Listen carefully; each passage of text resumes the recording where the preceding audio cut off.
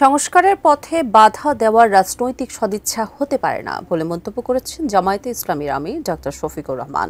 কুমিল্লা ও ফেনীতে পথসভা ও সুধী সমাবেশে বলেছেন, জামায়াত যেন তেন নির্বাচন চায় না, শহীদদের রক্তের সঙ্গে বেইমানি হতে দেওয়া হবে না। ডেস্ক রিপোর্টে দেখুন বিস্তারিত। জামায়াতে ইসলামীর আমির ডাক্তার শফিকুর রহমান ফেনীতে রুকন সমাবেশে যোগ দিতে যাওয়ার পথে কুমিল্লায় পৃথক 4টি পথসভায় অংশগ্রহণ করেন। সকাল 7:30টার দিকে ফেনীতে রুকন সমাবেশে যোগ দিতে যাওয়ার পথে কুমিল্লার সদর দক্ষিণ উপজেলার পদুয়ার বাজারে এক পথসভায় তিনি নেতাকর্মীদের যে কোনো পরিস্থিতির জন্য প্রস্তুত থাকার আহ্বান জানান। আগামী নির্বাচন সুষ্ঠু হওয়ার পর সেটা নির্ভর করবে। আমরা যেন তেন কোনো নির্বাচন চাই না। বাংলাদেশের বিভিন্ন জায়গায় ইদানিং রাজনীতির নামে অপকল্প আর উৎপাত আমরা লক্ষ্য করছি।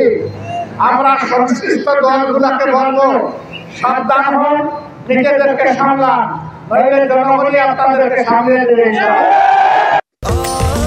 স্বাস্থ্যকর অল টাইম ফ্যামিলি কেক, সব সময় অল টাইম হেলদি লাইফ। এদিকে সন্ধ্যায় ফেনী শহরে এক সুধী সমাবেশে তিনি বলেন, দুর্গন্ধযুক্ত অতীতের প্রথা পরিষ্কারের আগে আবারও নির্বাচন হলে সেটি হবে নির্বাচনকে গণহত্যা করার শামিল। এ সময় দলটির নায়েবে আমির ডাক্তার সৈয়দ আব্দুল্লাহ মোহাম্মদ তাহের বলেন, আগামী নির্বাচন চ্যালেঞ্জের নির্বাচন, মিথ্যার বিরুদ্ধে সত্যের নির্বাচন। আগামী নির্বাচন সকল মানুষের ঐক্যবদ্ধ একটি সংগ্রামের নির্বাচন, চ্যালেঞ্জের নির্বাচন, মিথ্যার বিরুদ্ধে সত্য, লুটপাটের বিরুদ্ধে দুর্নীতিমুক্ত বাংলাদেশ। আমাদের সন্তানেরা লড়াই করেছে অধিকারের জন্য, অধিকার এখনো প্রতিষ্ঠিত হয়নি।